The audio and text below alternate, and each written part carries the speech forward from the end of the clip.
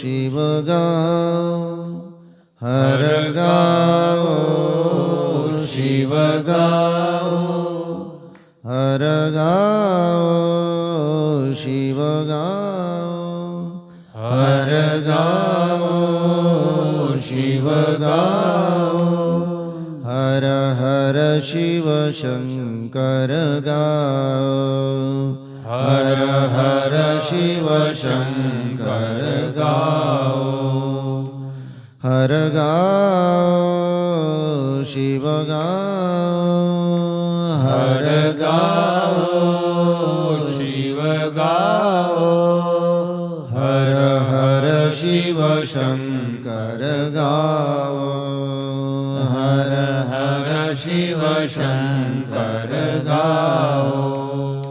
जय उमानाथ जय मदनान्तक, जय उमानाथ जय मदनान्तक, जय उमानाथ जय मदनान्तक, जय उमानाथ जय मदनान्तक, जय शिव त्रिपुरारी गाओ, जय शिव त्रिपुरारी गाओ, जय शिव त्रिपुरारी गाओ, जय शिव त्रिपुरारी गाओ। डम डम डम डम डमरू बाजे, डम डम डम डम डमरू बाजे, नंदी वाहन गाओ, नंदी वाहन गाओ, जय उमा महेश्वर गाओ, जय उमा महेश्वर गाओ, हर गाओ शिव गाओ, हर गाओ शिव गाओ, हर हर शिव शंकर गाओ, हर हर शिव शंकर गाओ। जय गंगाधर जय विश्वेश्वर, जय गंगाधर जय विश्वेश्वर, जय जय भवानी वर गाओ, जय जय भवानी वर गाओ, पाप विमोचन भव निरंजन, पाप विमोचन भव निरंजन, पाप विमोचन भव निरंजन, पाप विमोचन भव निरंजन, शिव मन मोहन गाओ, शिव मन मोहन गाओ, जय उमा महेश्वर गाओ, जय उमा महेश्वर गाओ, हर गाओ शिव गाओ, हर गाओ शिव गाओ, हर हर शिव शंकर गाओ, हर हर शिव शंकर गाओ।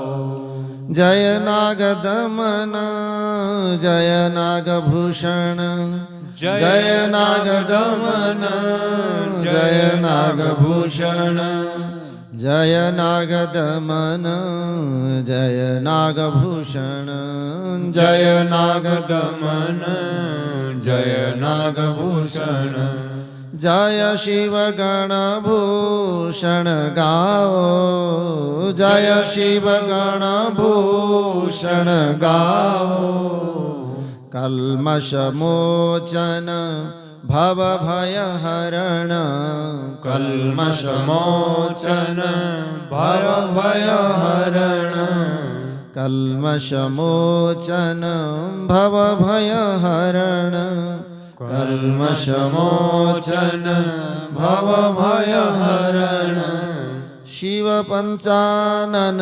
गाओ, शिव पंचानन गाओ, जय उमा महेश्वर गाओ, जय उमा महेश्वर गाओ। हर गाओ शिव गाओ, हर गाओ शिव गाओ। हर हर शिव शंकर गाओ, हर हर शिव शंकर गाओ। हर हर शिव शंकर गाओ, हर हर शिव शंकर गाओ। बोलो शिव शंकर भगवान की जय। श्री उमा महेश्वर भगवान की जय। वृंदावन बिहारी लाल की जय। श्यामति रामचंद्र भगवान की जय।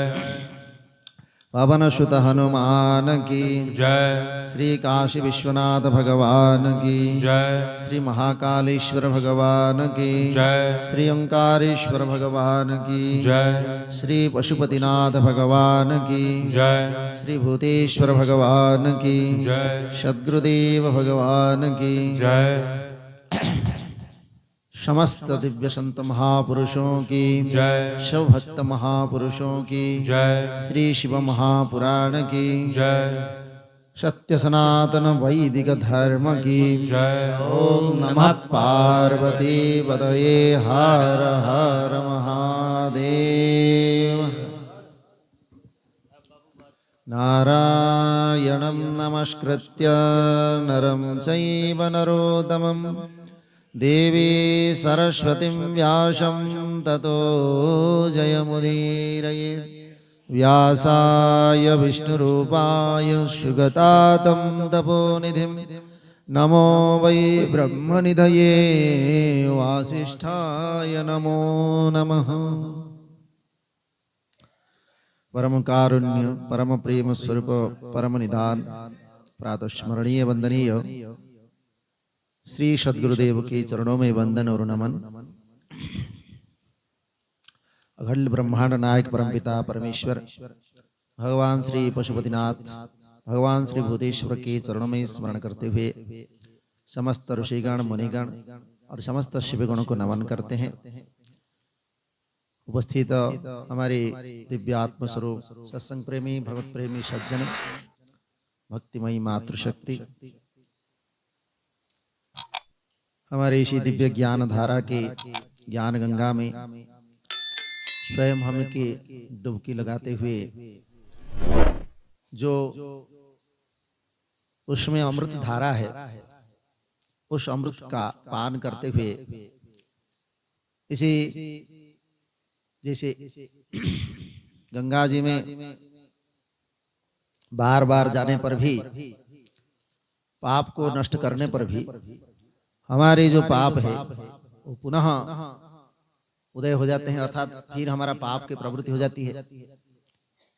इसलिए गंगा में कितने बार भी स्नान करें तो फिर पाप हमारा नष्ट नहीं होता है। इसलिए नष्ट नहीं होता है कि हम फिर दोबारा उस पाप प्रवृत्ति में चले जाते हैं। तो इसलिए बार बार गंगा स्नान करने पर भी हमारा संपूर्ण रूप से पाप से मुक्त नहीं हो पाते हैं। परंतु ये ज्ञान गंगा जिसमें ये अमृत की धारा बहती है, इसमें जो एक बार डुबकी लगा लिया तो उसका हृदय ही संपूर्ण रूप से विषाक्त मतलब समस्त पाप से मुक्त हो जाता है। इसलिए बिनु सत्संग विवेक न होई, जब तक इस प्रकार सत्संग से हमारा विवेक का उदय न हो जाए तब तक हम किसी भी प्रकार से अपने पाप प्रवृत्ति से निवृत्त नहीं हो सकते हैं। और जब तक हम पाप प्रवृत्ति से निवृत्त नहीं होते हैं और इस प्रकार अधर्म आचरण करके और अनेक कामनाओं से ग्रस्त होकर के फिर हम कहेंगे कि हम तो भगवान के भक्त हैं, हम तो ऐसे गुरु के शरण में गए हुए हैं, गुरु से हमने उपदेश प्राप्त किया है, ऐसा कहने पर हमको लोग पागल ही कहेंगे। क्यों? क्योंकि व्यर्थ जो ऐसे ही अनाप शराब बोलने वाला है, उसको क्या कहेंगे? पागल ही कहा जाता है। तो इसलिए व्यर्थ का भाषण अर्थात हम जैसा नहीं है वैसे हमको नहीं बताना है। अगर हम अधर्म या पाप को नहीं छोड़ पाते हैं तो उसका फिर हम किसी को बता नहीं सकते कि मैं संपूर्ण रूप से पवित्र हूँ, मैं बहुत उच्च कोटि का हूँ, व मैं साधक हूँ, व मेरे जीवन में किसी प्रकार का कोई दोष नहीं है, मैं निर्दोष हो गया हूँ, ऐसा कह नहीं सकते। भले ही हम दूसरे को कह सकते हैं लेकिन हम अपने आप को तो धोखा नहीं दे सकते। जब तक हमारे अंदर दोष होते हैं तब तक उसका निराकरण किए बिना हम उसको निर्दोष नहीं मान सकते अपने आप को। तो इसीलिए ये जब तक हमारा सत्संग को हम बार बार प्राप्त होते रहेंगे तब तक ही हमारा दोष धीरे धीरे अपने ही विवेक से हम निवृत्ति कर सकते हैं। इसलिए उसको कहा गया कि बिनु सत्संग विवेक न होई। और ये सत्संग जो है भगवत कृपा के बिना न हो, राम कृपा बिनु सुलभ न सोई। अब भगवत कृपा आपके ऊपर हुआ है तभी आप इस प्रकार सत्संग को प्राप्त हुए, अन्यथा घर में बैठ करके ऐसे ही समय बिता सकते थे, ऐसे ही गप्पे में समय बिता सकते थे, ऐसे ही कहीं इधर उधर घूमते घामते भी समय बिता सकते थे। लेकिन यहाँ आकर के इस प्रकार भगवत वचनों का और उनके लीला स्वरूप का श्रवण करना और उसको फिर अपने हृदय में धारण करना, ये सत्संग की महिमा है कि जो जीवन को हमारे ये अगाध समुद्र जो भवसागर कहते हैं इससे फिर वह हमने को ऊपर को उठा लेते हैं। मतलब ये एक नाव की तरह काम करता है। हम तो ऐसे डूब रहे हैं, इसलिए हमेशा चिल्लाते रहते हैं कि मेरा तो ये हो गया, मेरा तो वो हो गया, मैं तो वो, मतलब रोज ही हमारा शोक और मोह में हम ग्रस्त रहते हैं। इसी को ही भवसागर में डूबना कहते हैं। कुछ भी नहीं है हमारा, यहाँ कुछ भी नहीं है, फिर भी हम सोच रहे मेरा तो ये हो गया, मेरा तो वो हो गया, मैं तो अपने आप को खो गया। तो खो दिया, कैसे खो दिया?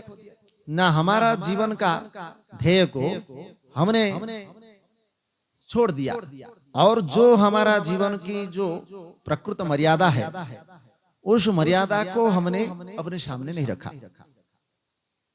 संसार की कौन क्या कहेगा, कौन क्या बोलेगा, कौन क्या हमारे विषय में सोचेगा, उसको हमने ज्यादा महत्व दिया। लेकिन जिस भगवान को हमने वचन दिया था उन्होंने हमारे लिए क्या किया, बाहुमरे हमारे लिए क्या सोचेंगे, हमने उनको जो वचन दे के आए थे हमारे लिए क्या करना चाहिए उसके बारे में हमने नहीं सोचा।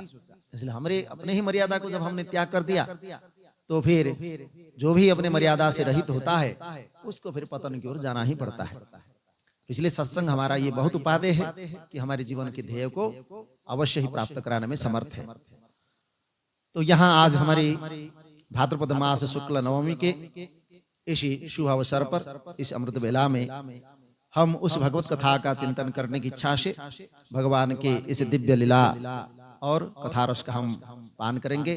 तो आइए इस प्रकार कथा के प्रसंग में हम धीरे धीरे प्रवेश करेंगे।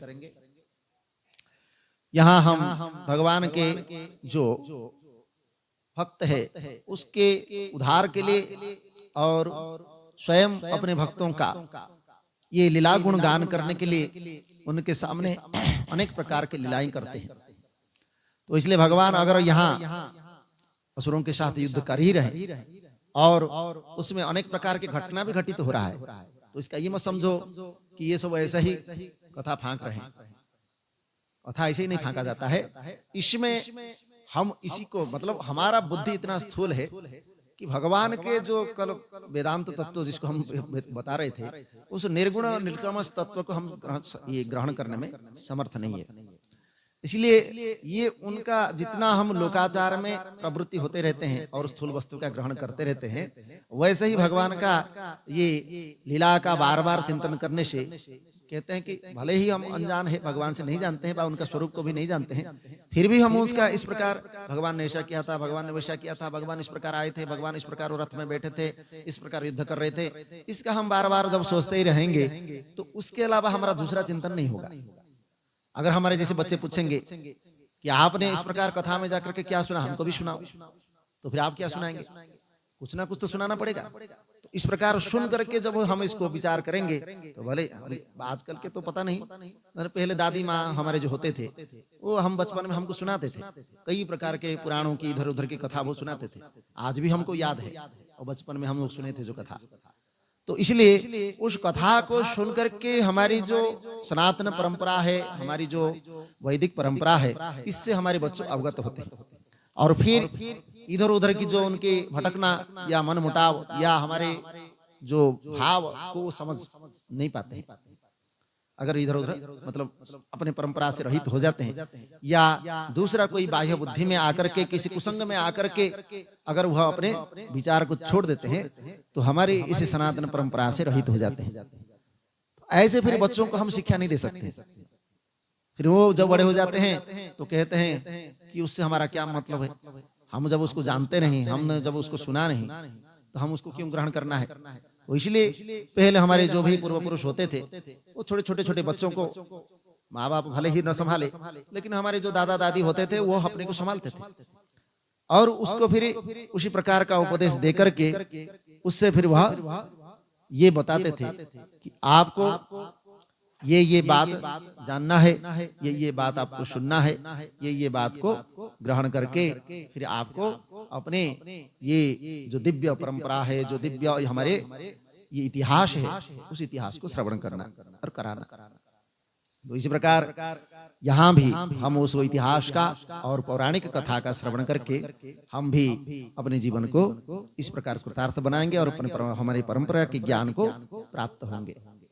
तो इसलिए यहाँ भगवान जब उनके ही क्रोधाग्नि से उत्पत्ति होकर के ये समुद्र से उत्पत्ति जालंधर नाम के जो असुर है, वह पहले तो उसको देवताओं के विरुद्ध नहीं था, लेकिन जब ने उसने सुना कि देवताओं ने समुद्र मंथन करके समस्त रत्न ले गए और अमृत भी ले गए और राहु का जो सिर छेदन कर दिया, तो उसने आक्रोशवश क्रोध पूर्वक देवताओं से आक्रमण करके फिर उनको दंडित करने लगा और फिर देवताओं को तो उसने अपने वश में कर लिया और अपने ही पुर में उन्होंने निवास कर लिया। मतलब भगवान श्री हरि और लक्ष्मी को भी अपने साथ में ले गए और अपने ही पुर में रखने लगा। फिर उसने धीरे धीरे ऐसे पुण्य का आचरण तो करता था, परंतु देवताओं को बंदी बना करके रखना और दूसरे को अपने अधीन रखना ये सृष्टि के नियम के विरुद्ध है, क्योंकि सृष्टि में जीव मात्र यहाँ स्वतंत्र है। इसलिए भगवान भी उसके कर्म के अनुसार उसको स्वतंत्रता दिए है। इसलिए किसी को भी हम अपने अधीन में नहीं रख सकते हैं। भगवान के स्वरूप का हम चिंतन करते हैं तो उनके अधीन हम होना नहीं चाहते हैं। कई बार होते हैं कि भक्त ही कई बार प्रश्न कर लेते हैं कि प्रभु आप तो सर्वरूप है और सर्वस्वरूप में विराजमान है, अचिंत्य है, फिर भी हम आपके चिंतन करते हैं और आपके साथ एकाकार होते हैं, तो फिर आपको हम अनुभव कैसे करें। तो उन्होंने कहा, भगवान कहते हैं देखो जीव तो जीव है, इसलिए उसको भले ही वो हमारा ही ईश्वर का अंश है, फिर भी वह अपनी स्वतंत्रता को नहीं छोड़ सकता है। अर्थात जब तक वह जीव भाव में है तब तक वह पराधीन तो वह माया के अधीन होकर के मानता है, लेकिन अपने स्वतंत्रता को नहीं छोड़ सकता। इसलिए कभी भी हम ईश्वर से अलग तो नहीं हो सकते, लेकिन अपने स्वतंत्रता को बना के रखना भी चाहते हैं। अर्थात मैं सुख का समस्त साधनों को प्राप्त भी करूं और उसमें स्वतंत्र पूर्वक मुझे भोग प्राप्त हो जाए। इसलिए चाहे देव शरीर हो, चाहे मनुष्य शरीर हो, चाहे और कोई शरीर हो, उन समस्त शरीर में ये इस प्रकार के स्वतंत्र भाव रहता ही है। इसलिए किसी की स्वतंत्रता का नष्ट करना मतलब ईश्वर सत्ता को चुनौती देना। अब ईश्वर सत्ता को जब हम चुनौती देते हैं तो इससे हमारा बिगड़ना तो प्रारंभ होता ही है, क्योंकि मनुष्य किसी को तभी पराधीन करता है जब अपने अभिमान में रहता है और अपने जो भी बल है, धन बल, जन बल, जो भी उसके पास बल है, उस बल का उसका अभिमान होता है और वह कभी भी इसी समस्त जगत सत्ता के रूप में जो एक ही सत्ता है उसको स्वीकार नहीं करता है।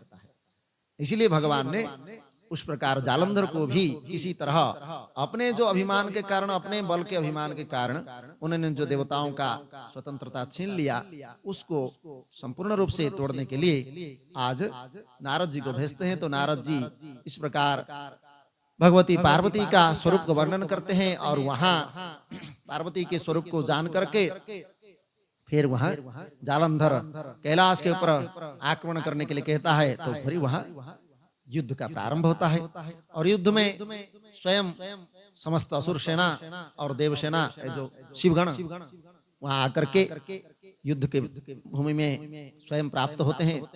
और उस युद्ध भूमि में फिर पहले असुर सेना और देव सेना का ये हो रहा था, तो वहां असुर सेना को तो शुक्राचार्य जीवित कर लेते थे, फिर देव सेना को स्वयं बृहस्पति अपने ही द्रोण पर्वत से उस संजीवनी औषध को ला करके जीवित करते थे। तो उसने उस द्रोण पर्वत को ही समुद्र में डाल दिया।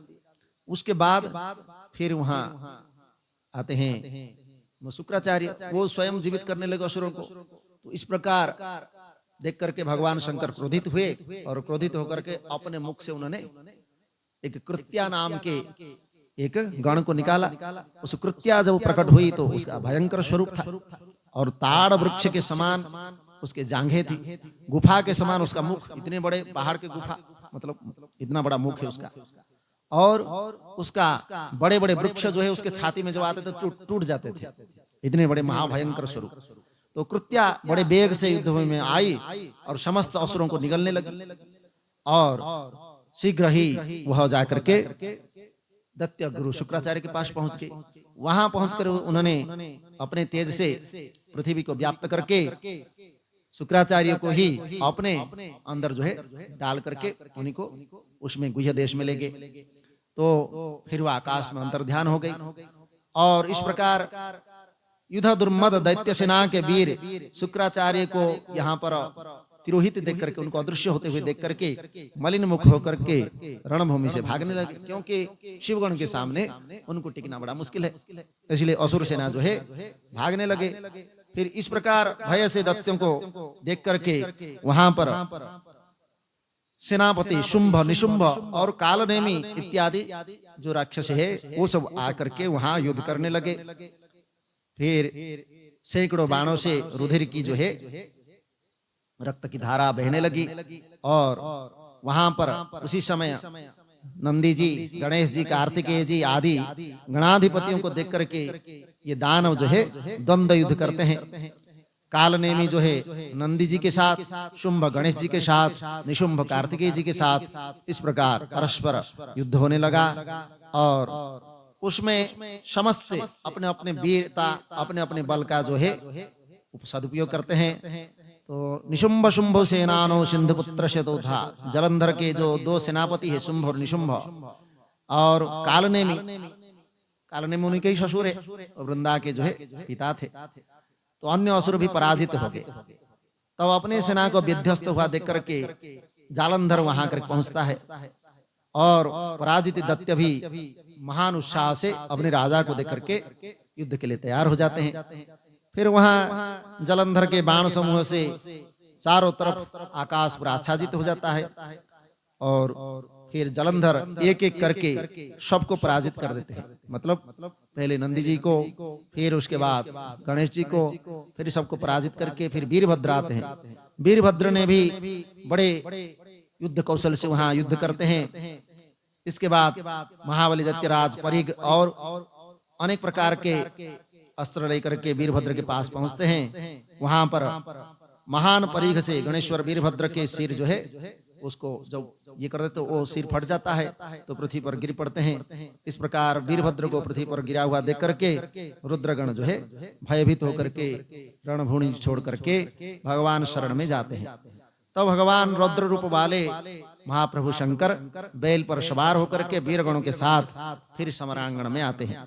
वहां पर रुद्रगण जो पहले ही भाग गए थे वे शिव जी को आते हुए देख करके सिंहनाद करते हुए पुनः उस युद्ध भूमि में लड़ करके और युद्ध करने के लिए तैयार हो गए।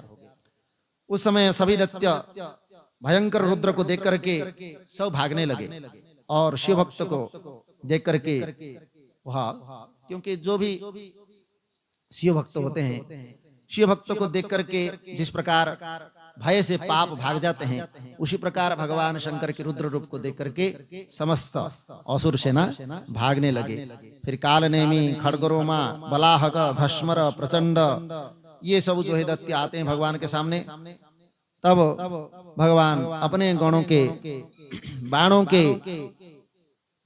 हम अंधकार रूप आवृत देकर के शीघ्रता पूर्वक दैत्यों के बाणों सम काट करके बाणों से आकाश को भर देते हैं। रणे मृत्यु वर्चरामी सर्व काम फलप्रदः। जालंधर कहता है कि आप जो है इस प्रकार इस रणभूमि को छोड़ करके भाग नहीं सकते, मतलब शिवगणों को कह रहे हैं कि क्योंकि भयभीत लोगों का भयभीत लोगों को मारना श्लाघ्य तथा वीरों के लिए स्वर्ग पद नहीं होता है। मतलब कोई अगर भाग रहा है तो उसको मारना नहीं चाहिए, और युद्ध का ये नीति है। यदि ऐसा कोई भागते हुए या कोई शरणागत को मारता है तो उसको श्रेय नहीं मिलता है और ना ही स्वर्ग पद की प्राप्ति होती है। यदि युद्ध करने में तुम्हारी श्रद्धा है, हृदय में थोड़ा भी साहस है, यदि ग्राम्य सुख में थोड़ा भी स्पृहा नहीं है, तो मेरे सामने खड़े रहो। युद्ध भूमि में मर जाना अच्छा है, ये सभी कामनाओं को फल देने वाला है, यश की प्राप्ति करने वाला है। विशेष करके रणभूमि में वीर गति को जो प्राप्त होता है उसको अवश्य ही मुक्ति की प्राप्ति होती है, और वह सन्यासी एवं परम ज्ञानी होता है और सूर्य मंडल को भेद करके परम पद को प्राप्त करता है। इसलिए बुद्धिमानों को कभी भी कहीं भी मृत्यु से भयभीत नहीं होना चाहिए, क्योंकि मृत्यु का कोई रूप होता ही नहीं। समस्त उपायों से भी इस मृत्यु को रोका भी नहीं जा सकता। इसलिए यह मृत्यु तो जन्म लेने वालों के शरीर के साथ ही पैदा होता है, और जब वो हमारे साथ मृत्यु पहले ही लगा हुआ है तो मृत्यु से भयभीत क्यों? इसलिए वह मृत्यु आज हो अथवा 100 वर्ष के बाद हो, प्राणियों की मृत्यु तो निश्चित है। अतः मृत्यु का भय त्याग करके संग्राम में प्रसन्नता पूर्वक युद्ध करो। ऐसा करने से यह लोक मतलब इस लोक में और परलोक में भी निसंदेह उस व्यक्ति को आनंद की प्राप्ति होती है।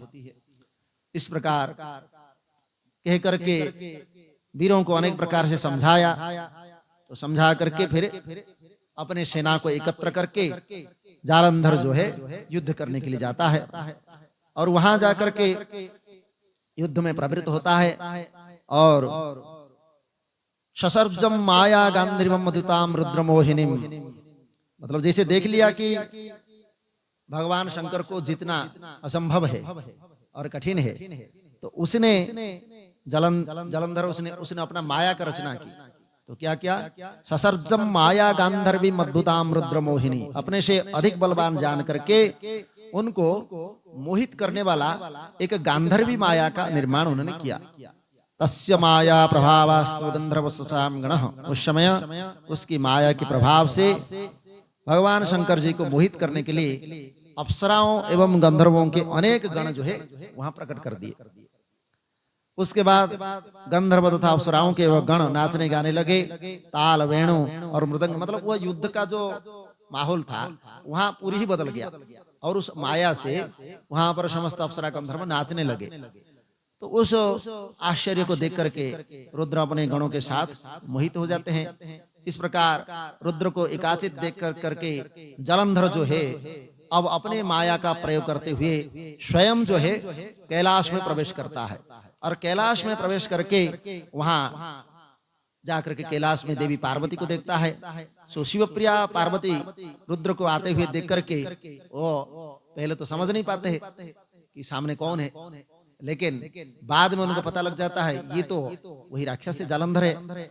तो वो राक्षस का इस प्रकार स्वरूप देख करके स्वयं देवी पार्वती जो है क्षण मात्र में जैसे बिजली के समान वहां से फिर अदृश्य हो जाते हैं, और अदृश्य होकर के फिर वह उत्तर मानस की तरफ चले जाते हैं। फिर वहां ये जालंधर भी जैसे ही देखा कि अब तो यहाँ स्वयं पार्वती ही अदृश्य हो गए, तो उसने भी अपने फिर युद्ध भूमि में फिर लौट गया। तो पार्वती जी ने अपने मन से महाविष्णु का स्मरण करते हैं। महाविष्णु का स्मरण करने से जगत जननी शिवप्रिया पार्वती हाथ जोड़कर प्रणाम करते हुए भगवान से कहते हैं कि जालंधर दैत्य ने परम आश्चर्य कार्य किया है, कि आपको ये जो दुर्बुद्धि है उसकी ये चेष्टा आपको मालूम नहीं है। इसलिए हे गरुड़ध्वज, आप मेरी बात को सुनो। इसलिए जैसा आपकी महिमा है उस महिमा के अनुसार आप उसका आचरण करो। उस दैत्य ने ही ऐसा मार्ग प्रदर्शित किया, अब उसी का ही अनुसरण आप भी कीजिए, मेरी आज्ञा से आप उसकी स्त्री का जो पातिव्रत्य धर्म है उसको भंग करो, तभी इसका मृत्यु होगा, नहीं तो इसका मृत्यु नहीं हो सकता। इसलिए पातिव्रत्य धर्म का जैसे उसने आकर के यहाँ पर पाप किया है, उसी का परिणाम उसको भोगना ही पड़ेगा। इसलिए पातिव्रतो समो नान्यो धर्मोस्ति पृथ्वी तले, क्योंकि पातिव्रत्य धर्म के समान कोई भी धर्म इसी पृथ्वी के धराधाम पर नहीं है। इस प्रकार सुनकर के भगवान स्वयं कहते हैं कि अब धर्म के जो मार्ग पर चलने वाले हैं उससे धर्म से च्युत करना ये इतना भी संभव नहीं है। परंतु दैत्य जलंधर के नगर में जाकर के भगवान स्वयं वृंदा के पातिव्रत्य धर्म को नष्ट करने का विचार करने लगे। अब स्वयं तन्नगरो तो स्वयं उन्होंने एक स्वप्न का निर्माण किया और स्वप्न का निर्माण करके वृंदा के सामने उपस्थित किया। तब उसकी पतिव्रता पत्नी देवी वृंदा ने भगवान की माया के प्रभाव से रात्रि में दुस्वप्न देखते हैं। स्वप्न मध्य हिसा विष्णु माया प्रदर्श भर्तारम महिषारूढ़ तैलाभ्यक्त दिगंबरम। उसने अपने माया से स्वप्न में देखा कि उसका जो पति जालंधर है भैंस पर आरूढ़ होकर के शरीर में तेल लगाते हुए नग्न होकर के काले पुष्पों से विभूषित होकर के राक्षसों के साथ दक्षिण दिशा की ओर जा रहा है, जो नरक की रास्ता है। उसका सिर मुंडा हुआ है, वह अंधकार से ढका हुआ है। इस तरह उसने अपने को और अपने नगर को समुद्र में डूबते हुए देखा है। इस प्रकार उसने रात्रि के शेष भाग में बहुत प्रकार के उन्होंने दुस्वप्न को देखा। इसके बाद तुरंत वह जाग गई और जाग करके देखा और स्वप्न पर विचार कर ही रहे थे कि उसने उदित और सूर्य के छिद्रयुक्त निष्प्रभ को भी देखा। इन अनिष्टकारी घटनाओं को जान करके ऐसे हो भी जाता है, कई बार हम जैसे दुस्वप्न देख लेते हैं तो हम सोचते ही रहते हैं उसके बारे में कि मैंने तो अभी ऐसा कभी बुरे स्वप्न देखा ही नहीं, आज कैसे देखा, क्या हो सकता है, क्या कुछ गड़बड़ हो सकता है, ऐसा ही सोच होती है। तो ये भी स्वप्न भी हमारे कर्म का परिणाम है, ये पहले से हमको संकेत कर देता है। तो इसलिए यहाँ भी वृंदा ने जो है स्वप्न देख करके घबरा गई और इसी प्रकार अनिष्टकारी स्वप्न देख करके वह बड़ी विलाप करने लगी। तब अटालिका आदि मतलब जहां भी गई, जिस घर में भी गई, उसको शांति नहीं मिली।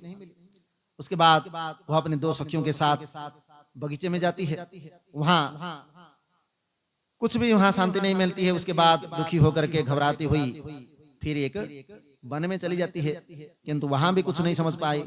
इस प्रकार घूमते घूमते वहां एक बार वह चमकते हुए दाढ़ और दांत वाले भयंकर दो राक्षसों को उन्होंने देखा। उन दोनों को देख करके भय से विह्वल होकर के ज्यों भागने लगी, वैसे ही शिष्य के साथ मौन बैठे हुए शांत स्वरूप एक उन्होंने तपस्वी को फिर देखा। तब उस तपस्वी के गले में भुजारूपी लता को डालकर कहा कि मेरी रक्षा करो, मैं आपकी शरण में आई हूं। तो दो राक्षसों द्वारा पीछा की जाती हुई, तो भगवान की माया ही थी, इस प्रकार उन्होंने माया का रचना किया है। तो भय से विह्वल होकर के मुनि से कहा कि मुनि ने हूं शब्द कहा, मतलब उन्होंने और कुछ नहीं, हूं, इस प्रकार कह करके दोनों राक्षसों को शीघ्र ही भगा दिया। तो हुंकार मात्र से भयभीत होकर के भागते हुए उन दोनों राक्षसों को देख करके वो दैत्य पत्नी वृंदा अपने मन में आश्चर्य होने लगी।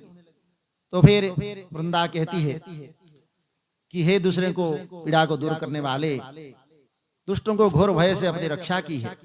यद्यपि आप सर्वज्ञ हैं, तथापि जलंधरो ही मदभर्ता रुद्रम युद्धम गत प्रभो। मेरे स्वामी जलंधर रुद्र से युद्ध करने की इच्छा से युद्ध भूमि में गए हैं, तो वहां युद्ध में वो कैसे हैं, ये आप बता सकते हैं? इस प्रकार इस वाक्य को सुनकर के कपट करके मौन बैठे हुए तथा स्वार्थ की सिद्ध करने में कुशल वह मुनि कृपा करके ऊपर की ओर देखने लगे। उसी समय दो बंदर आते हैं और उनको प्रणाम करके सामने खड़े हो गए। उसके बाद उनकी भौं के इशारे से नियुक्त होकर के वो आकाश की ओर चले गए। जैसे जैसे उन्होंने अपना इशारा करते हैं वैसे वैसे माया अपना काम करती है। आधे क्षण में ही लौट करके, मतलब वो दोनों बंदर गए और आधे क्षण में ही लौट करके जलंधर के मस्तक, धड़ और दोनों हाथ को लेकर के उनके सामने प्रस्तुत हो गए। अब वहां वृंदा इस प्रकार की सिंधु नंदन मतलब जालंधर के सिर धड़ और हाथों को देख करके बड़ी दुखी होकर के मूर्छित होने लगी। तो पहले कहते हैं जो आपने सुना करके मुझे प्रसन्न क्या करते थे, रोने लगी और अपने पति के जो पूर्व स्मृति को गाने लगी, जिन्होंने पहले गंधर्वों के साथ विष्णु और देवताओं भी पराजित कर दिया था। वही त्रैलोक्या विजय जो त्रैलोक्याधिपति है, वो एक तपस्वी से कैसे मारेंगे। मैंने आपसे पूर्व में ही कहा था कि भगवान शिव जो है परब्रह्म है, परंतु आपने उस रुद्र तत्व को न जान करके युद्ध भूमि में चले गए। ततस्तम, आपकी सेवा के प्रभाव से मैंने जान लिया था कि आप जो है कुसंग के वशीभूत होकर के गर्व और अभिमान के कारण मेरी बात नहीं मान रहे, इसलिए अपने धर्म से परायण जलंधर को पत्नी इस प्रकार कह करके दुखित हृदय से नाना प्रकार से विलाप करने लगे। तब दूसरे का उपकार करने में ही आपका आदर है, इसलिए उन मुनि श्रेष्ठ को प्रणाम करके वृंदा कहती है कि आप जो है मुझे कृपा करो, और मैं समझती हूँ कि आप पुनः इनको जीवित करने में समर्थ हैं, इसलिए मेरे प्राणनाथ को आप जीवित करो। तब जो वृंदा की बात को सुनकर के वह कपटी मुनि कहते हैं यह युद्ध में रुद्र के द्वारा मारा गया है, इसलिए इसको जिलाने में मैं समर्थ नहीं हूं, क्योंकि रुद्र के द्वारा युद्ध में मारा गया व्यक्ति कभी जीवित नहीं होता है। फिर भी शरणागत की रक्षा करनी चाहिए, इसी शाश्वत धर्म को जानता हुआ मैं आपके इस पति को जीवित कर सकता हूं। तो उनके द्वारा फिर जीवित समुद्रपुत्र जलंधर भी शीघ्र उठ करके मतलब पति को जीवित कर देते हैं, और वहां से वो तपस्वी अंतर्ध्यान हो जाते हैं, और फिर वह जलंधर जो माया रूपी जलंधर है वो जीवित हो जाता है। फिर पति को देख करके वृंदा बड़े हर्षित हो जाते हैं और उनको गले लगा लेते हैं, फिर उसको पति मान करके उनके साथ विहार करते हैं। परंतु सती तो सती होता है, वो तुरंत ही पहचान लेती है, तो इसलिए उसने पहचान लिया कि ये कोई दूसरा ही पुरुष है, ये मेरे पति नहीं है। तो वृंदा बोली कौन है तुम?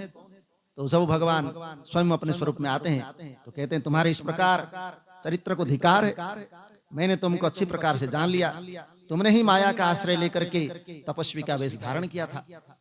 इसलिए पतिव्रता परायण उस वृंदा ने कह करके क्रोध युक्त होकर के भगवान को शाप देते हैं कि रे महाधम दैत्यारे परधर्म विदूषक,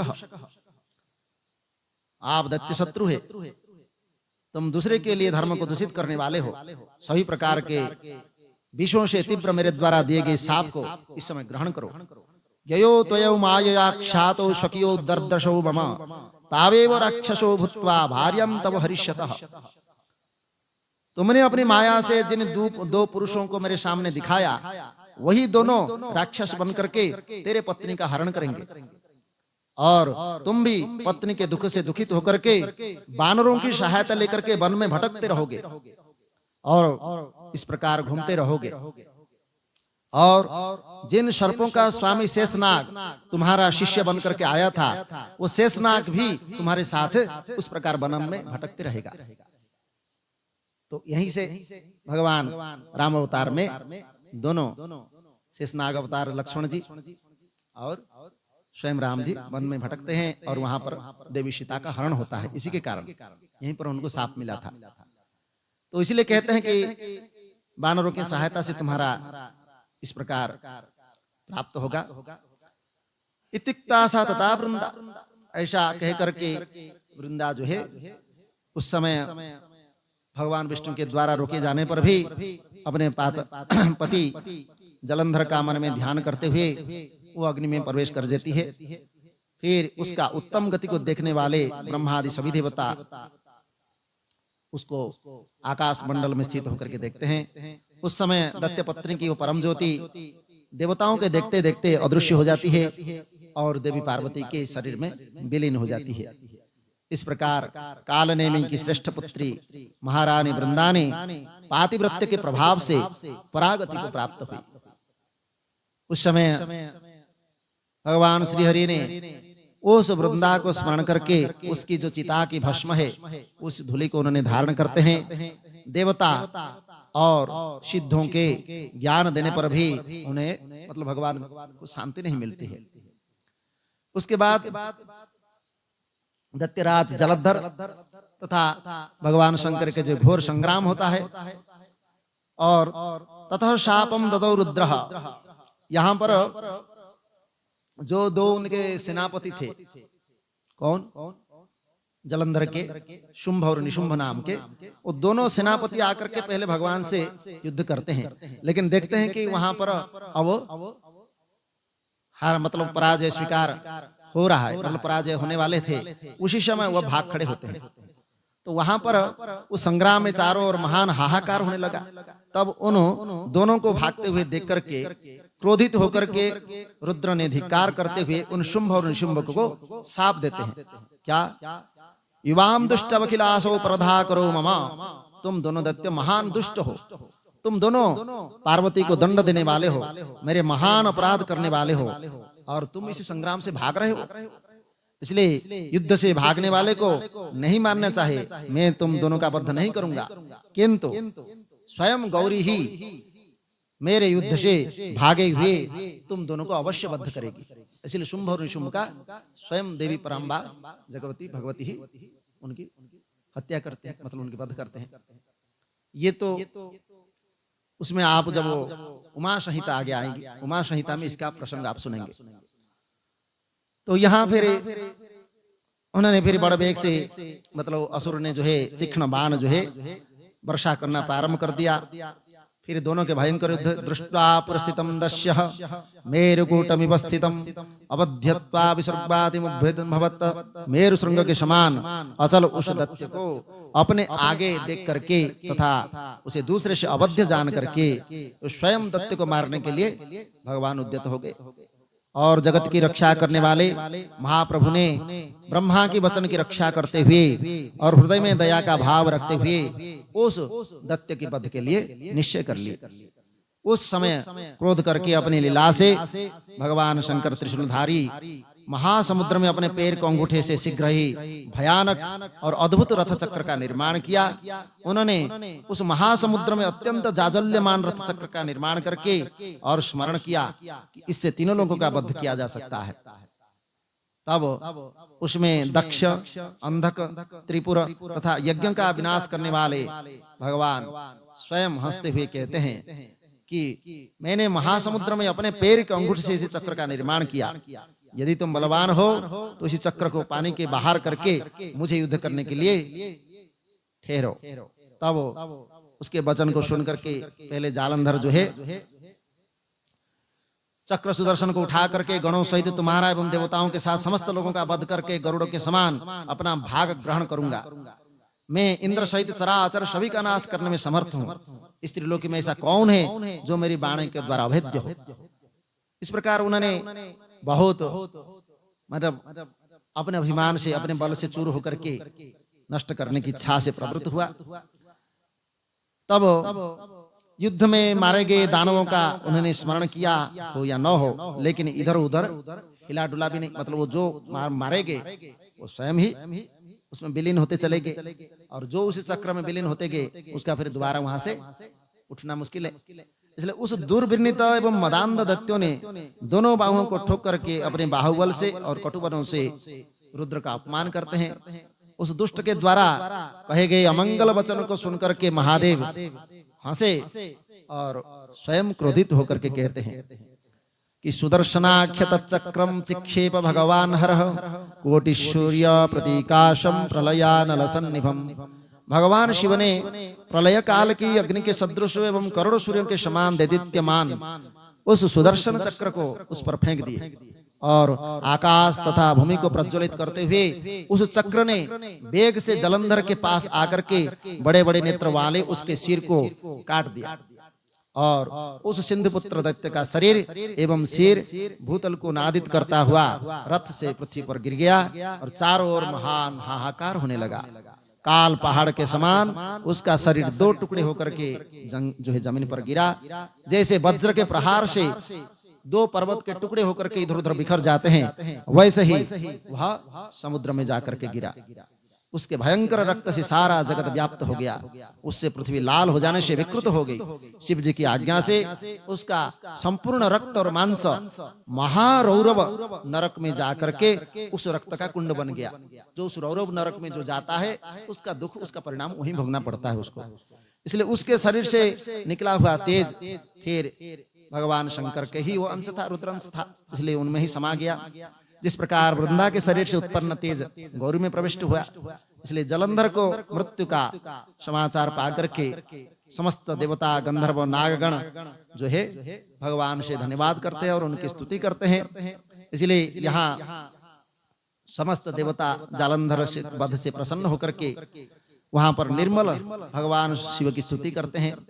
कृपया तव देवेश ब्रह्म ज्ञानी भवेत् जड़ः भक्तिगम्य सदा त्वं वा इति वेदा ब्रुवन्ति ते। आपकी कृपा से जड़मति भी ब्रह्म ज्ञानी हो सकता है और आप सदा भक्ति से ही प्राप्त है, इसलिए आपकी भक्ति जो करता है उसका कभी अनिष्ट नहीं हो सकता है। इस प्रकार अनेक प्रकार के जो भक्तों की यहाँ पर कहाँ कहाँ उन्होंने किस किस को सदगति प्रदान की उन सब का लिखा गया।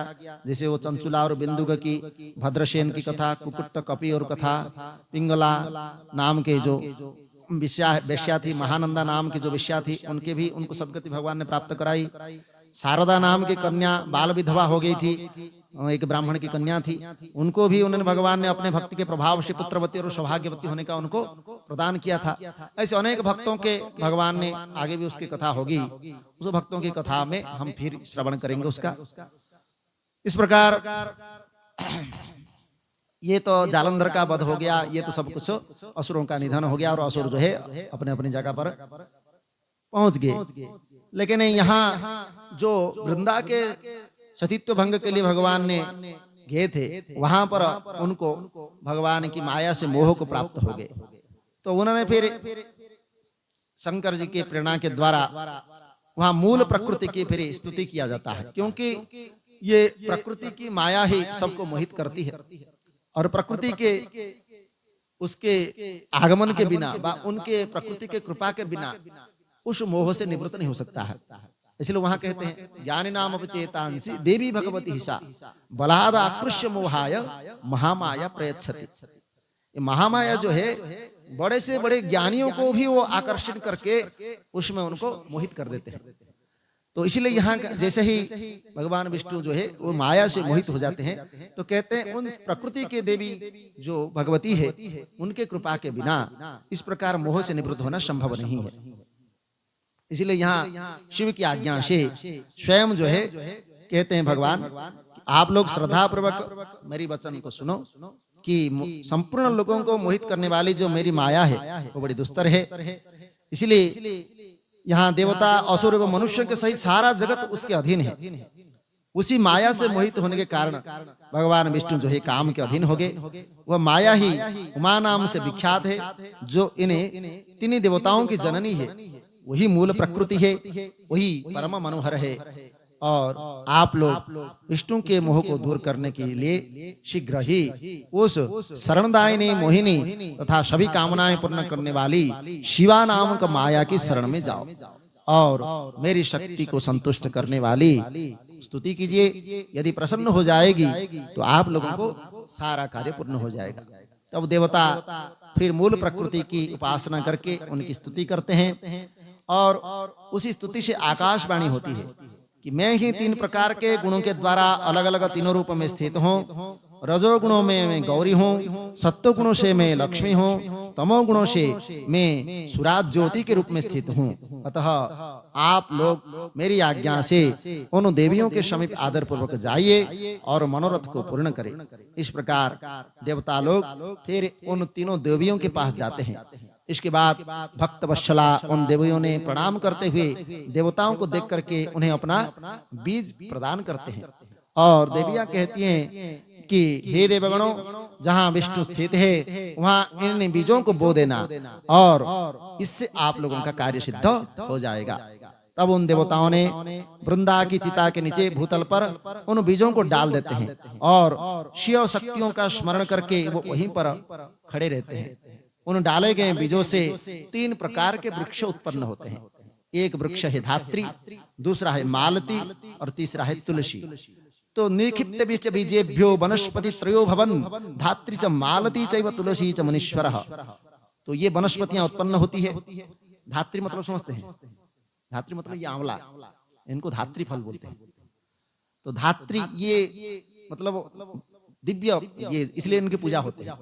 धात्री इसलिए आंवला की जो है काटा नहीं जाता, उसको पूजा किया जाता है। तो इसलिए धात्री के अंश से धात्री, महालक्ष्मी के अंश से मालती, गौरी के अंश से तुलसी का उत्पन्न हुआ है। तो सत्व तम ये रजोगुण 3 प्रकार के ये प्रकार के वृक्ष है। तो तब स्त्री रूपिणी उन वनस्पतियों को देख करके उनके प्रति विशेष राग विलास के विभ्रम से युक्त होकर के फिर भगवान विष्णु उठ बैठते हैं और उनके देख करके चित्त से उनके प्रेम की याचना करने लगे। तुलसी एवं धात्री ने भी राग पूर्वक उनका अवलोकन किया। इसे सर्वप्रथम लक्ष्मी ने जिस बीज को माया से देवताओं को दिया था, उससे उत्पन्न हुई स्त्री मालती उनसे ईर्ष्या करने लगी। इसलिए वह बर्बरी इस गर्हित नाम से पृथ्वी में विख्यात हुई, मतलब उसका बर्बरी नाम हुआ। और धात्री अथवा तुलसी ये भगवान के लिए प्रिय हुई। इसलिए मालती जो है उसको भगवान को नहीं चढ़ाते हैं, लेकिन तुलसी और ये धात्री इन दोनों को चढ़ाते हैं। तो इसलिए इसमें भगवान विष्णु के दुख दूर हो गया और देवताओं से नमस्कृत हो प्रसन्न होकर के दोनों वैकुंठ लोक में चले। तो कहते हैं कि कार्तिक मास विप्येंद्र धात्री स तुलसी सदा। कार्तिक के मास में, महीने में धात्री और तुलसी को सभी देवताओं के लिए प्रिय जानना चाहिए। विशेष करके भगवान विष्णु को ये अत्यंत प्रिय है। इसलिए कार्तिक मास में तुलसी को भगवान विष्णु को प्रदान करना ये सबसे बड़ा पुण्य है। और ये आंवले के जो जैसे आंवला जो नवमी होता है, तो उस आंवला नवमी के दिन इनके नीचे बैठ करके पूजा होती है। और इनके मतलब आंवले के पेड़ के नीचे बैठना ये भगवान का छाया, मतलब कृपा छाया उसमें पड़ती है। तो इसलिए उस दिन हमको अपने पुण्यवान कहते हैं। मतलब आंवला नवमी के दिन जब हम इस धात्री के पेड़ के नीचे बैठते हैं तो भगवत कृपा प्राप्त होती है, इस प्रकार कहा जाता है। तो इसलिए उस दिन व्रत करके, उसका उपवास करके उस दिन आंवला नवमी को प्राप्त किया जाता है। तो उन दोनों में भी तुलसी जो है अत्यंत श्रेष्ठ है। और यह गणेश जी को छोड़ करके सभी देवताओं को प्रिय है तथा संपूर्ण कामनाओं को करने वाले, मतलब गणेश जी को तुलसी नहीं चढ़ाते हैं। हाँ, कहीं कहीं उसका विशेष कुछ मतलब शास्त्र का अनेक वचन है, कहीं कहीं उसका विशेषता है तो गणेश जी को भी तुलसी दिया जाता है, लेकिन वो विशेष परिस्थितियों में। लेकिन सामान्य रूप से तो गणेश जी को तुलसी का निषेध है, इसलिए गणेश जी को तुलसी का नहीं दिया जाता है। और दुर्वा जिसे दूब देते हैं, ये देवी को नहीं दिया जाता है। तो देवी को कभी दुर्वा नहीं चढ़ाया जा सकता है। इस प्रकार ब्रह्मा, इंद्र आदि सभी देवता भगवान विष्णु को वैकुंठ में देख करके उनको नमस्कार करके स्तुति करते हैं, फिर अपने अपने स्थान में चले जाते हैं। अब यहाँ ये जलंधर की कथा समाप्त होती है। उसके बाद आगे शंखचूड़ एक नाम की राक्षस है, ये शंखचूड़ की कथा है। तो उसमें ये शंखचूड़ कैसे उत्पन्न होता है? ये शंखचूड़ नाम का दानव था जो महावीर और देवताओं के लिए बड़ा कंटक था। और भगवान शंकर ने त्रिशूल से जिस प्रकार उद्धव में उसका वध किया, उस कथा को यहाँ पर प्रस्तुत किया जा रहा है। पूर्व समय में ब्रह्मा जी के मरीचि नाम के मानस पुत्र हुए और मरीचि के पुत्र कश्यप मुनि हुए। वे बड़े धर्मशील और सृष्टिकर्ता, विद्यावान और प्रजापति हुए। दक्ष ने उन्हें प्रेम पूर्वक अपनी 13 कन्याएं प्रदान की।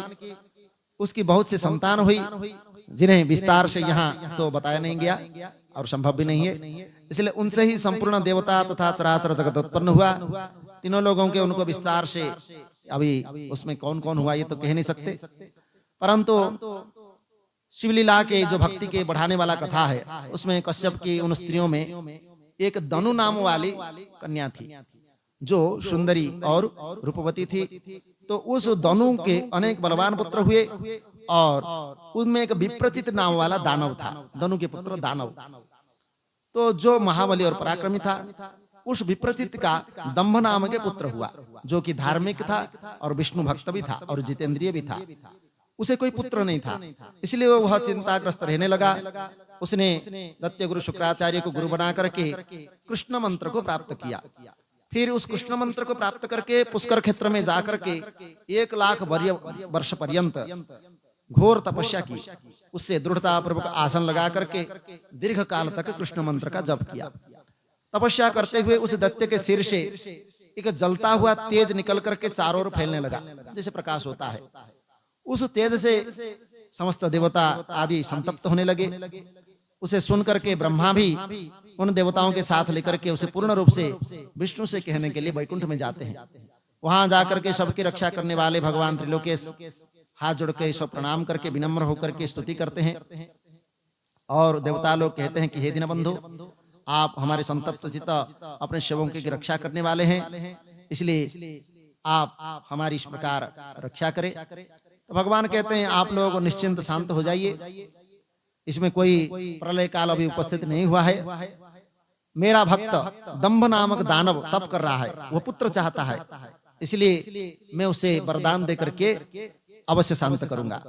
भगवान विष्णु वर देने के लिए पुष्कर क्षेत्र में जाते हैं, जहां वह दंभ नाम के दानव तप कर रहा था। वहां जाकर के भगवान मंत्र का जप करते हुए उस भक्त को सांत्वना देते हैं और कहते हैं कि तुम जो है किस प्रकार मेरी भक्ति किया है, मैं प्रसन्न हूं।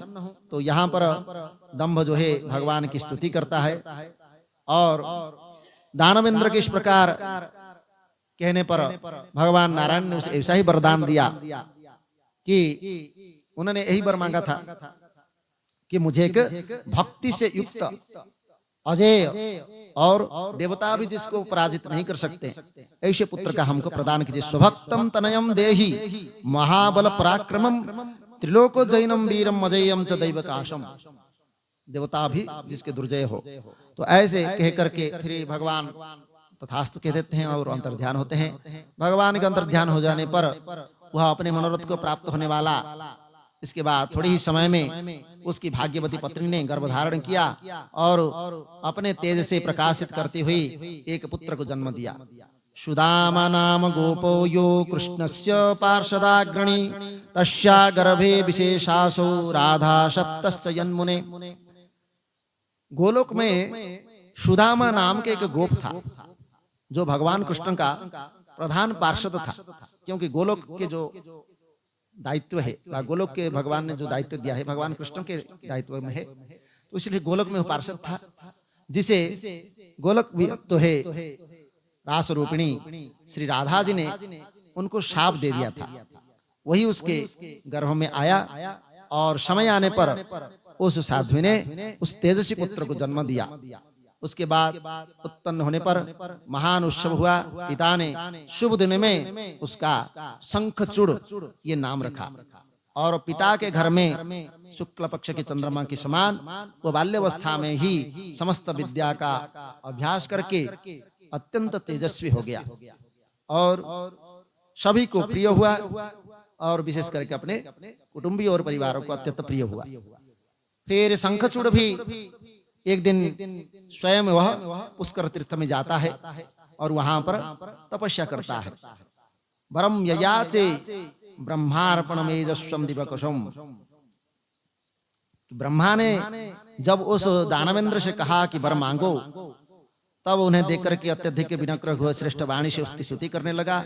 उसके बाद उसने ब्रह्मा से वर मांगा कि देवगण भी मुझे जीत न सके, ऐसा वर प्रदान करो। तो ब्रह्मा जी ने प्रसन्न मन से कहा कि ऐसा ही होगा। श्री कृष्ण कवचम दिव्यम जन्म मंगल मंगलम दत्तवान शंखचूड़ाय सर्वत्र विजयप्रदम। ब्रह्मा जी ने उस शंखचूड़ को जगत के मंगल को भी मंगल बनाने वाला जन्म मंगल नामक और सर्वत्र विजय प्रदान करने वाला श्री कृष्ण कवच प्रदान किया। मतलब जो कवच को पहन करके कोई भी शक्ति उसको भेदन नहीं कर सकता।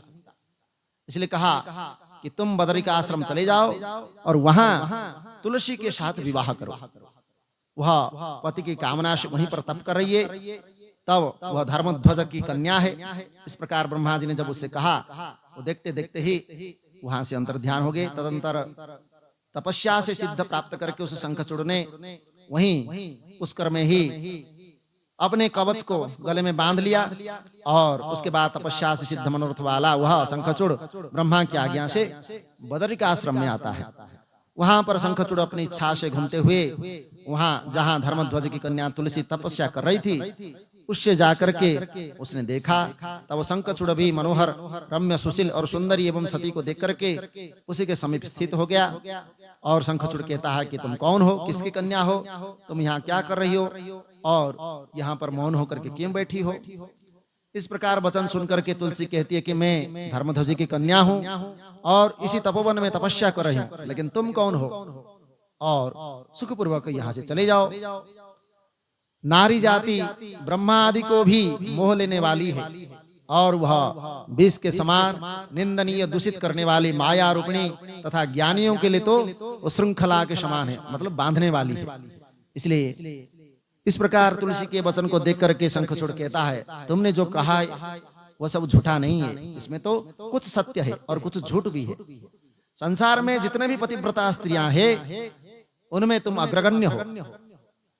मैं पाप दृष्टि वाला और कोई कामी पुरुष नहीं हूं, उसी प्रकार तुम भी वैसे स्त्री नहीं हो, इसलिए मेरी तो वैसे ही बुद्धि है।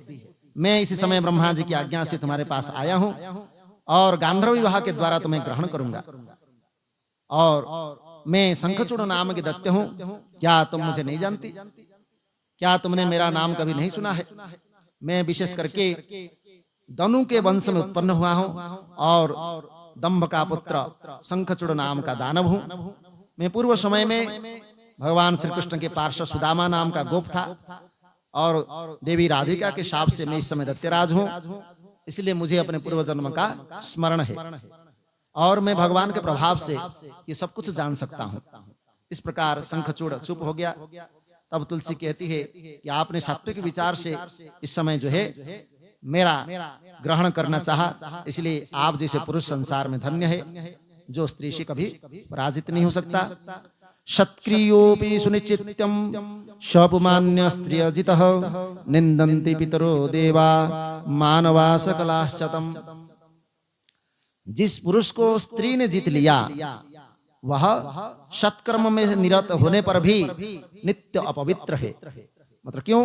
क्योंकि जो कामना और आसक्ति से प्रेरित होकर के कर्म आचरण करता है वह कभी पवित्र आचरण नहीं कर सकता। इसलिए देवता, पितर तथा मनुष्य सभी लोग उसकी निंदा करते हैं। मतलब स्त्री के वशीभूत होना, मतलब ऐसे तो अगर स्त्री कोई उपदेश देती है या वह कोई सन्मार्ग बताती है उसको तो अवश्य ग्रहण करना चाहिए, परंतु पुरुष एक स्वतंत्र उसका विचार होता है। इसलिए स्त्री बालांध जड़मिव, शंकराचार्य स्वयं लिखते हैं दक्षिणामूर्ति स्तोत्र में, तो कहते हैं कि एक बालक का जैसे स्वभाव होता है एक स्त्री का भी उस प्रकार स्वभाव होता है। अगर एक बार स्त्री ने हट कर लिया ये मुझे करना ही है, फिर उसका हट को कोई छोड़ नहीं सकता। अगर पुरुष स्त्री के वश में होता है तो उसके हट के सामने उसको झुकना पड़ता है, जबकि उसका अनिष्ट होने वाला है वो जानता है, फिर भी उस कर्म को छोड़ नहीं सकता। इसलिए स्त्री बालंद इनका जड़ बुद्धि होती है। अगर एक बार जैसे बालक जो होता है एक बार उसने हट कर लिया कि मुझे ये खिलौना चाहिए, ये मुझे पाना है, तो फिर उसको देना ही पड़ता है, उसके बिना वो आपको चैन से बैठने नहीं देगा। वैसे स्त्री हट बोलते हैं। स्त्री एक बार उसने हट कर लिया कि मुझे ये लेना ही है, ये इस काम को करना ही है, तो फिर पुरुष को वहां झुकना पड़ता है। तो ऐसे समय में वहां पवित्र कर्म का आचरण करने वाला, सत्कर्म का आचरण करने वाला व्यक्ति फिर अपने सत्कर्म से निवृत्त हो जाता है। तो इसलिए उससे देवता, पितर और मनुष्य आदि सभी निंदा करते हैं।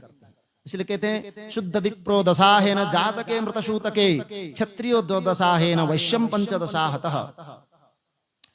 ये जो जन्म और मृत्यु के समय जो सूतक होता है, ये सूतक कहाँ कहाँ होता है ये कह रहे हैं। जन्म एवं मृत्यु के जो सूतक है उस सूतक में ब्राह्मण 10 दिन में पवित्र होता है, शुद्ध होता है, क्षत्रिय 12 दिन में शुद्ध होता है, वैश्य 15 दिन में शुद्ध होता है और शूद्र 1 महीने में जाकर के शुद्ध होता है, पवित्र होता है। ऐसा वेद की आज्ञा है। परंतु स्त्री के द्वारा विजित पुरुष, अर्थात अगर कोई पुरुष स्त्री के अधीन रह करके काम करता है तो वह पुरुष बिना चिता दाह हुए, मतलब उसका मृतदाह किया नहीं हुए शुद्ध कभी होता ही नहीं। तो इसलिए तो इसीलिए कहते हैं इस प्रकार भले स्त्री का वैसे यहाँ घृणा, मतलब ऐसे नहीं कहा गया है, ऐसा होता है।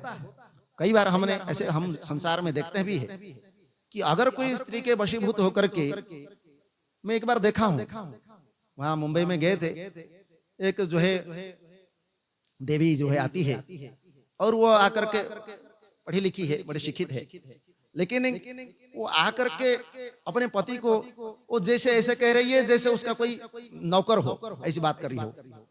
वो कह रहा है देखो, हमको कह रहा है देखो महाराज जी, ये बंदा जो है क्या क्या इसको कुछ भी पता नहीं, ये तो वैसा है, ये तो वैसा है, मतलब ऐसे कह रहे, अनर्गल बात कह रही है, उसका कोई सम्मान ही नहीं।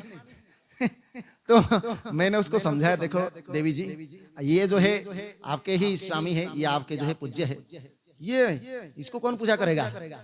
मतलब ऐसे तो इससे जो है अनादर होता है। तो मतलब भले ठीक है हमारा पति जो है, हमारे कुछ उसमें कमियां हो सकती है, दोष हो सकते हैं, लेकिन इस प्रकार अनादर नहीं किया जाता है, वो भी सबके सामने, ऐसा उचित नहीं है। तो इसीलिए कह रहे हैं कि इस प्रकार अगर कोई करेगा तो फिर वह अपने पवित्रता का वह नष्ट करता है। इसलिए चितादा हुए कभी भी हो शुद्ध नहीं हो सकता। न गृह्णीता छया तस्मात् पितरः पिंड तर्पणम, उसके तर्पण का जल एवं पिंड भी पितरलोक है, इच्छा पूर्वक ग्रहण नहीं करते हैं, और देवता उसके द्वारा दिए गए फल पुष्प आदि जो भी प्रदान करता है देव कर्म में, उसको देवता भी ग्रहण नहीं करते हैं। उसके ज्ञान श्रेष्ठ तपस्या जप होम पूजन विद्या दान देने से कोई लाभ नहीं, जिसके मन को स्त्रियों ने हरण कर लिया हो। इसलिए मैंने आपकी विद्या का प्रभाव जानने के लिए ही आपकी परीक्षा ली है, क्योंकि स्वामी की परीक्षा करके ही जो उत्तम स्त्री है उस स्त्री को अपने पति का वर्ण अवश्य करना चाहिए। इसलिए तुलसी जी इस प्रकार कह रही थी कि ब्रह्मा जी वहां आ गए, और क्योंकि इन दोनों को, ये दोनों ही अभिशप्त है, यहाँ तुलसी को भी अभिशाप मिला हुआ है और यहाँ जो शंखचूड़ है ये भी इनको अभिशाप मिला हुआ है। ये गोप सुदामा नाम के गोप था, और तुलसी जी भी उसमें उसके भी कथा आगे बताएंगे, तो ये भी उनको अभिशप्त है। इसलिए दोनों ही अभिशप्त है, इसलिए दोनों को ही अपने अपने विचार का सत्व ज्ञान है। इसलिए दोनों अलग अलग, मतलब एक असुर शरीर को प्राप्त हुआ, दूसरा एक सामान्य मानव शरीर को प्राप्त हुआ, फिर भी दोनों का अपना अपना ज्ञान है। इसलिए दोनों ही बात जो श्रेष्ठ बात है वही कह रहे हैं। तो कहते हैं कि किम करोषि शंखचूड़ संवाद मयाशः, गांधर्व विवाह के द्वारा तुम इसको ग्रहण करो। तुम पुरुषों में रत्न हो और ये सती भी स्त्रियों में रत्न है, इसलिए चतुरों के साथ चतुर का संगम ये गुण से गुण जैसा मिला हुआ होता है। और यदि विरोध के बिना ही कहीं दुर्लभ सुख प्राप्त हो जाए तो ऐसा कौन है जो उसका त्याग करेगा? जो निर्विरोध सुख का त्याग करने वाला है वह पशु है, और पशु वही होता है जो सुख को प्राप्त होने पर भी उसका तिरस्कार करता है, या उसका निरादर करता है, या उसको लात मारता है। तो ऐसे व्यक्ति को जो है दुर्लभ, मतलब ऐसे दुर्लभ सुख तो बहुत कम ही प्राप्त हो सकता है। इसलिए तुम देवताओं असुरों तथा दानवों को मर्दन करने वाले हो, इस प्रकार के गुणवान पति की परीक्षा क्यों करती हो? इसलिए तुम इसके साथ सभी लोगों में स्थान स्थान पर चिरकाल तक अपने की इच्छा अनुसार विहार करो। इस प्रकार अंत में वह गोलोक में भगवान श्री कृष्ण को पुनः प्राप्त करेगा, और उसके मर जाने पर तुम भी वैकुंठ में चतुर्भुज श्री कृष्ण को प्राप्त करोगे। इसलिए इस प्रकार ये आशीर्वाद देकर के ब्रह्मा जी जो है अपने लोक में जाते हैं, और स्वयं शंखचूड़ दानव ने गांधर्व विवाह के द्वारा तुलसी जी के विवाह करते हैं और पाणी ग्रहण करते हैं, फिर अपने पिता के घर में जाते हैं। इसके बाद शंखचूड़ जो है राज्याभिषेक होता है, राज्य पर अभिषेक होते हैं, उसके द्वारा फिर दानव का स्वरूप है वो देवताओं के ऊपर विजय प्राप्त करना।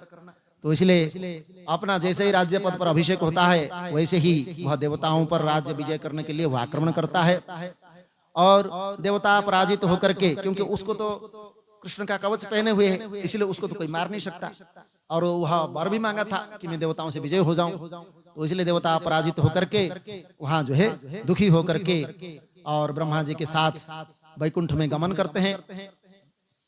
फिर वहां वैकुंठ में जाकर के भगवान से जब वो निवेदन करते हैं तो भगवान कहते हैं किमर्थम आगतोषि तम वैकुंठे योगी दुर्लभम किम कष्टते समुद्भूतम तत्तम वद ममाग्रतः।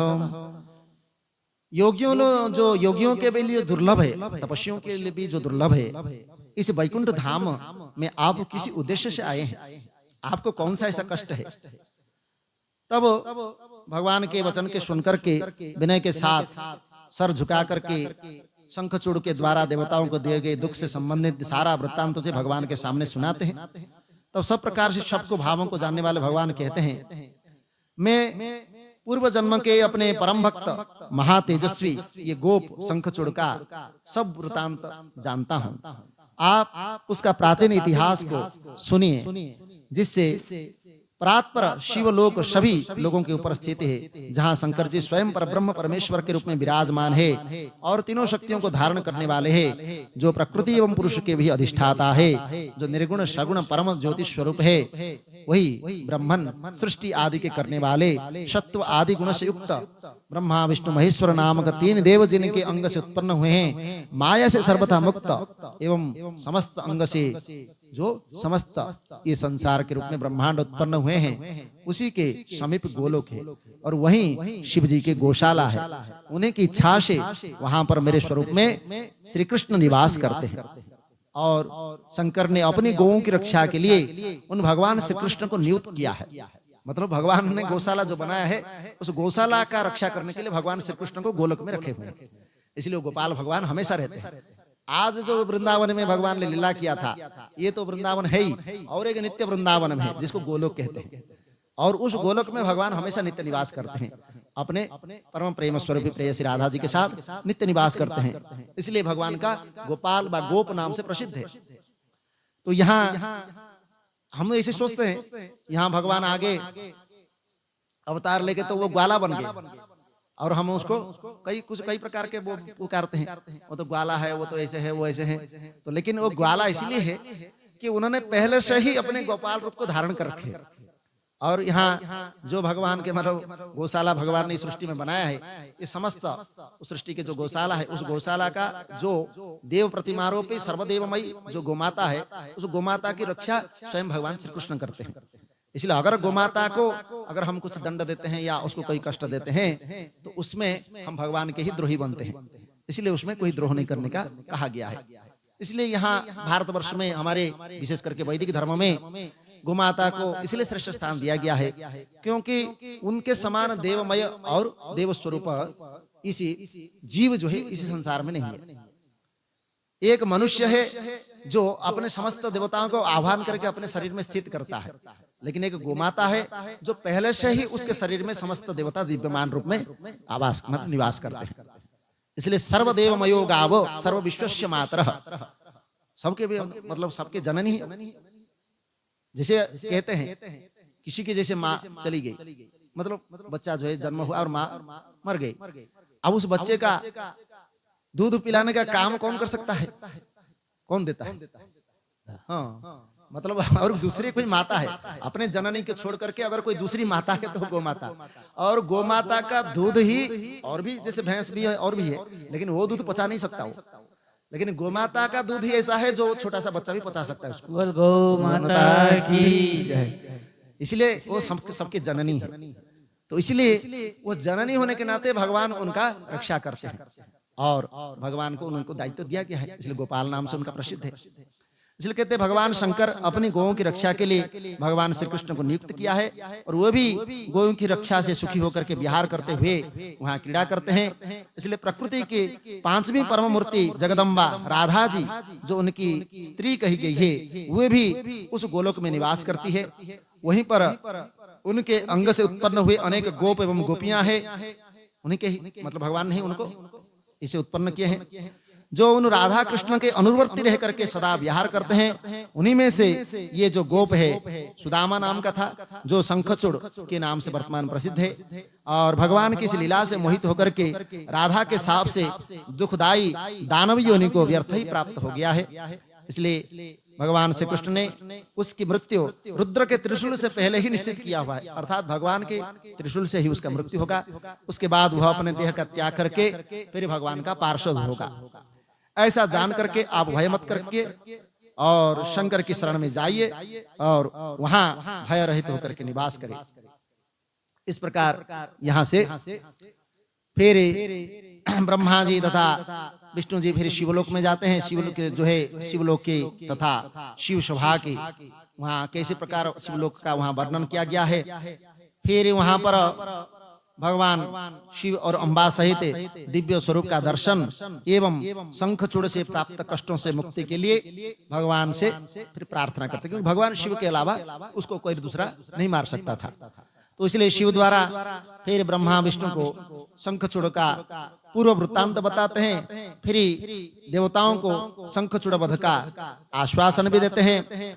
तो वहां अवाधयोर भेद करता यसुरो नरकम व्रजेत, जो मनुष्य हम दोनों में भेद देखेगा, मतलब भगवान विष्णु और भगवान शंकर में जो भेद देखेगा वह नरकगामी होगा, और वो इस लोक में पुत्र पौत्रादि से रहित होकर के नाना प्रकार के क्लेश को प्राप्त होगा। ऐसा कहते हुए गौरीपति को बार-बार प्रणाम करके श्री कृष्ण और राधा तथा गणों के साथ अपने स्थान को चले जाते हैं।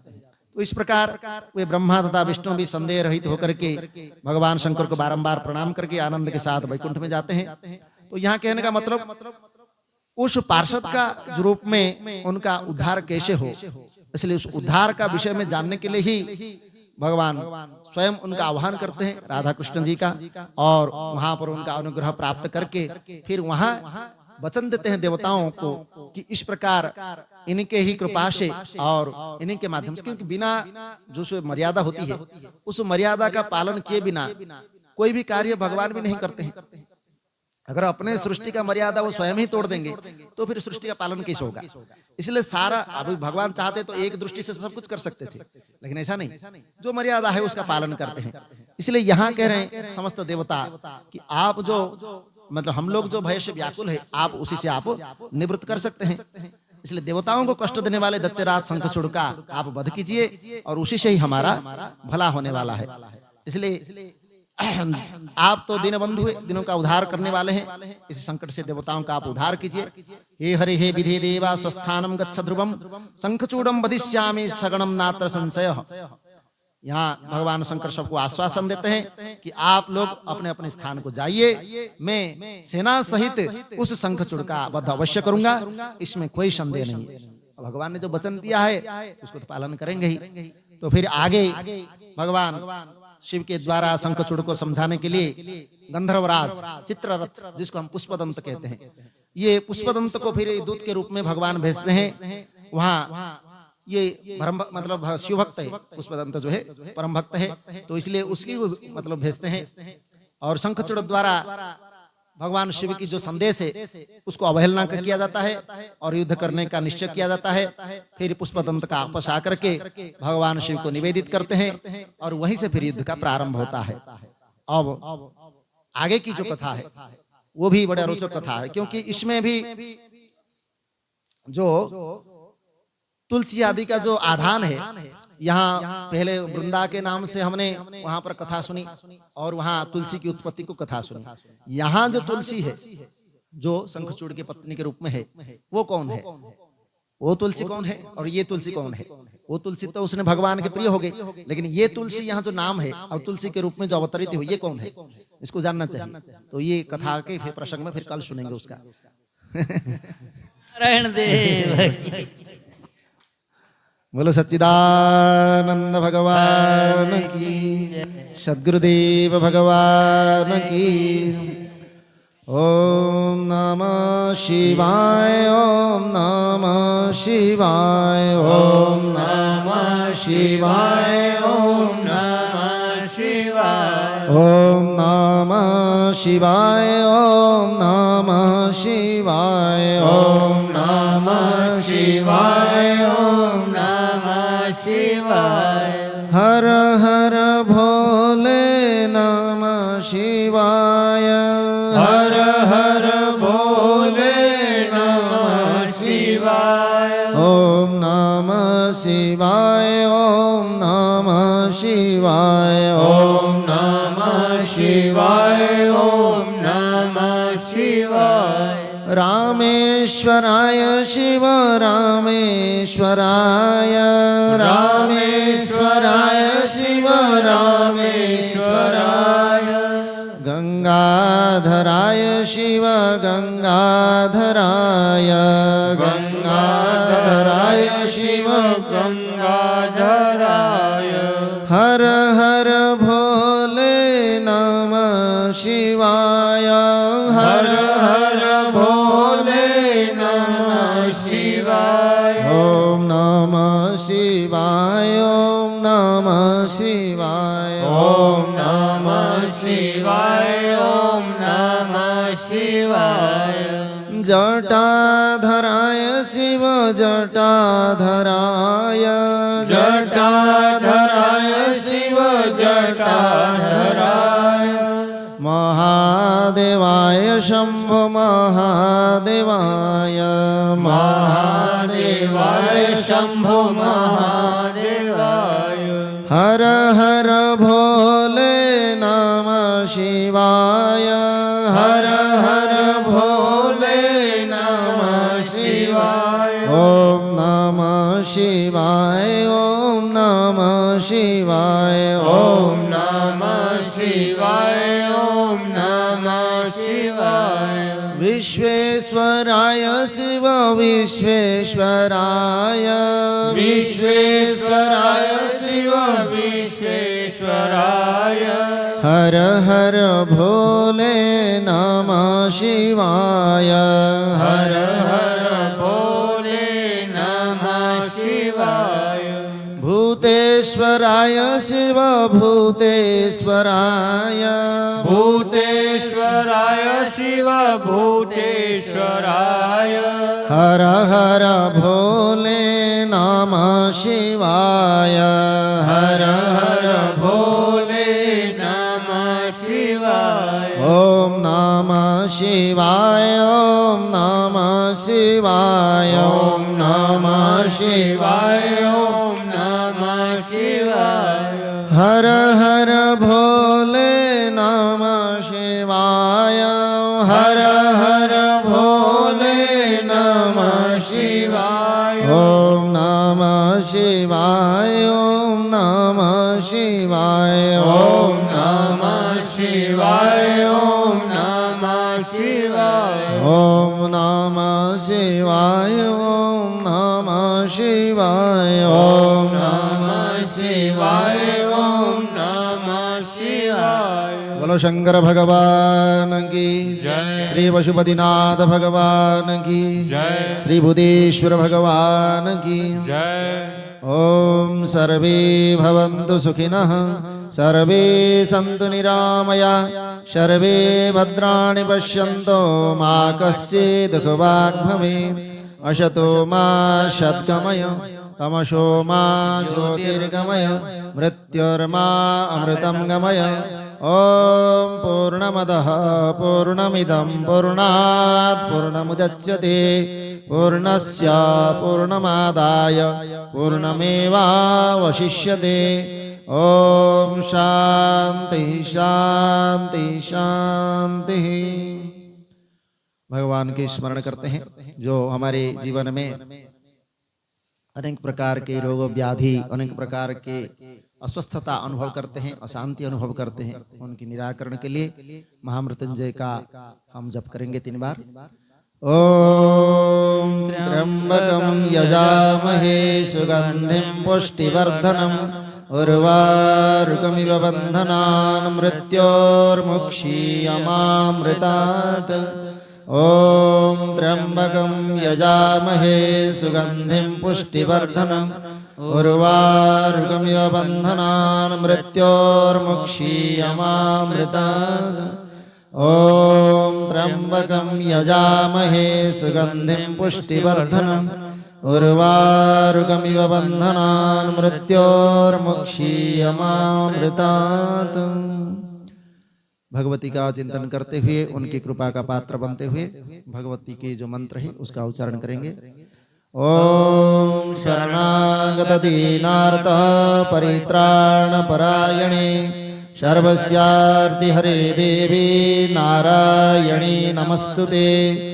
ओम शरणागत दीनार्त परित्राण परायणे, सर्वस्यार्ति हरे देवी नारायणी नमस्तुते।